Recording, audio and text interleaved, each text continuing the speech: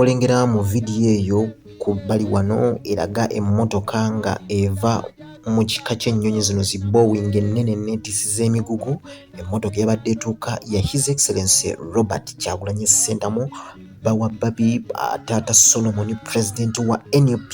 Emmotoka yabadde etuuka ku kisawo kya Jomo Kenyatta International Airport era ng'ajjidde mu nnyonyi y'ekitongole ky'ensi yonna ekya UN. Emmotoka yatuuse ng'ennaku z'omwezi 11 omwezi guno gwennyini gwe twakatandika era ng'atuukidde wali mu kisawo kya Jomo Kenyatta International Airport era nga yavugiddwa butereevu wenjukira essaawa eno eri mu ggwanga Uganda. Era emisolo gyonna gyasasuddwa dda bannaffe aba URA.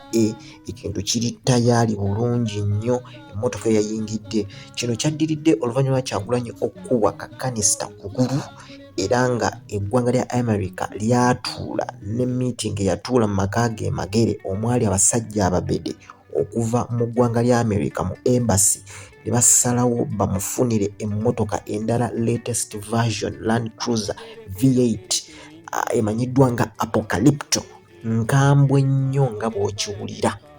Emmotoka eno yatuuse mu ggwanga mweri Land Cruiser V8 2025 Apocalypto yatuuse mweri mu ggwanga era nga byagenda okutandika okutambuliramu. Nga bw'olengera meeting yatuula mu maka ge magere, yalimu abakulu abanene ababede okuva mu ggwanga lya America ne basalawo bamufunire emmotoka era kyatuukibwa ku nzikiriziganya. Bw'atyo President Joe Biden omukulembeze w'eggwanga lya America n'asalawo emmotoka eno agisindike era nga yatuuse mu ggwanga lya Kenya wali n'evugibwa bw'etyo n'eyingira mu Uganda. Wenjukira emmotoka eyo weeri mu ggwanga wano era nga abanuupu engalo mukube, emizira mukube, enduulu evuge ku kitebe nti amawulire gano tugabaleetedde nga galaga nti emmotoka yatuuse. Nga bw'ogirengera awo, it's a brand new latest vehicle Armored Apocalypto 2025 era nga yeeyo y'amaanyi nnyo, ya mutawaana tesaagibwako.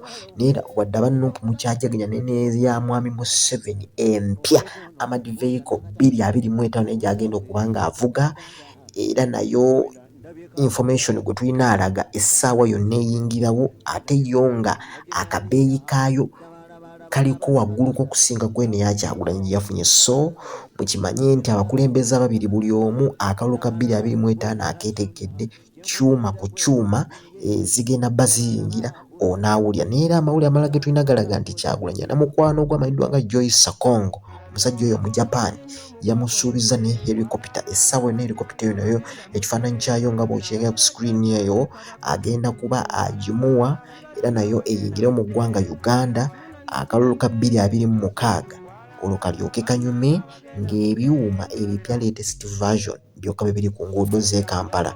So ezo updates eziriwo mu nkambi ya NUP olwa Kyagulanyi ofuna emmotoka empya.